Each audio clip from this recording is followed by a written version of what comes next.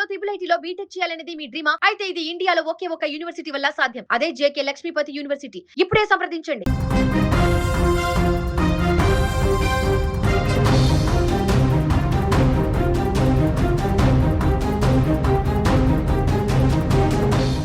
నానాటికి భార్యాభర్తల మధ్య సంబంధాలు దిగజారిపోతున్నాయి.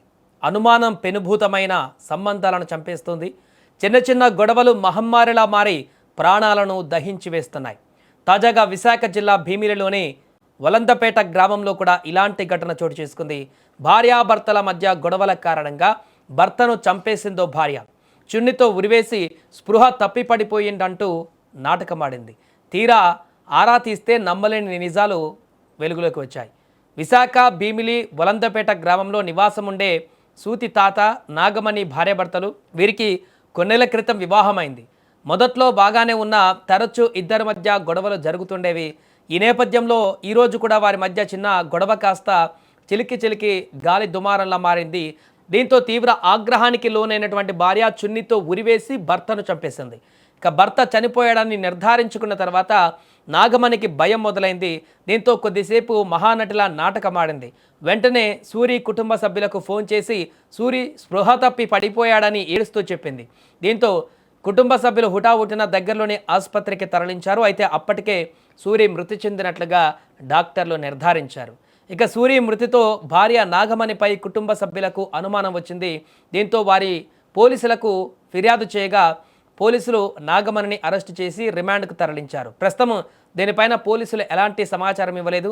అయితే సూరి కుటుంబ సభ్యులు మాత్రం నాగమణి సూరిని చంపేసిందంటూ ఆరోపిస్తున్నారు. సో చూసారుగా, క్షణికావేశము నూరేళ్ల బంధాన్ని ఎలా బూడిదపాలు చేసిందో. క్షణికావేశం ఒకరి ప్రాణం పోయింది, మరొకరు జైలు పాలయ్యారు. కట్టుకున్న భర్తను చంపి మహానటిలా నాటకమాడిన నాగమణికి కటకటాల పాలు చేసింది. మా నాన్న ఒక్కడే అయిపోయాడు సార్. ఆవిడ్ని చాలా బాగా చూసుకుంటాడు సార్. చాలా మంచి అతను. అసలు ఎవరికి కూడా ఏమీ కూడా చీమకు కూడా అన్యాయం చేయడు ఆ మనిషి. అలాంటి మనిషిని ఎలా చంపిందో అర్థం అవ్వలేదు సార్. చాలా బాగా చూసుకున్నాడు కానీ ఎప్పుడూ కూడా అన్యాయం చేసినాడు కదా. మా అమ్మ చిన్నప్పుడే చనిపోయింది. మా పెద్దమ్మ వాళ్ళు మమ్మల్ని పెంచి పెద్ద చేశారు. మా అన్నయ్య ఇప్పుడుకొచ్చి నన్ను ఒక దెబ్బ వేయడం కానీ ఎప్పుడూ కూడా జరగలేదు సార్. అలా అంత బాగా నన్ను చూసుకున్నాడు. అలాంటి అన్నదమ్ముని తీసేసింది సార్. దాన్ని ఉంచకండి సార్, మీ కాలు మొక్కుతాను. తీసుకెళ్ళినా సరే అమ్మాయి రాలేదు. నాకు ఇప్పుడు అవసరం లేదులే, నాకు ఇప్పుడు అవసరం లేదనమాట. ఇక్కడ రోడ్డు మీద అంటే టైమింగ్స్ బట్టి సార్. పొద్దున్న 9 గంటలకు అలాగ వెళ్తుంది, మధ్యాహ్నం 2కి వస్తుంది, మళ్ళీ సాయంత్రం 6కి వెళ్తుంది సార్, మళ్ళీ సాయంత్రం 11 గంటలకు వస్తుంది. తెలుసు సార్ వాళ్ళు ఎవరన్నదని. అమ్మాయిని మానేమని మాత్రం అన్నయ్య చాలా సార్లు గొడవలు పడ్డాడు సార్. మానే నాకు అక్కడ ఇష్టం లేదు, నువ్వు మానే వద్దు అని కూడా అన్నాడు. కానీ ఏంటంటే నేను ఇక్కడే చేస్తాను, సంబంధం ఉంది అంటే సంబంధం అని మేము చూడలేదు. అంత దీనికన్నా వాయిస్ రికార్డింగ్ అది ఆలకించాము అంతకు ముందు. ఆలకిస్తే దాని మీద కూడా గొడవలు జరిగాయి. అమ్మాయి 8 నెలలు వెళ్ళిపోయింది. వాళ్ళ అమ్మాయిల ఇంటికి పంపించేసాం మేమే. ఎందుకు మీరు ఎలాగ ఇచ్చారు. మళ్ళీ ఫోన్ చేసింది, చిన్న మీ అల్లుడు పలకట్లేదు, పిలిచి పలకట్లేదు అనేసి.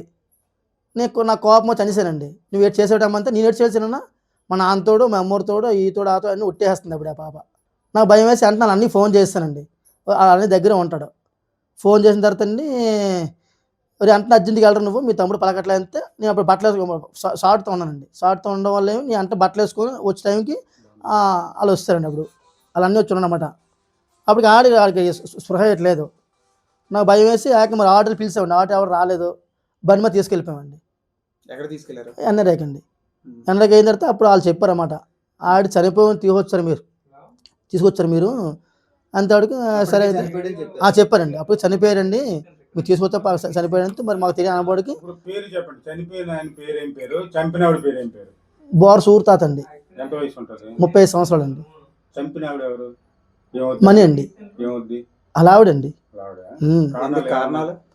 ఏ చిన్న చిన్న తగ్గులేండి.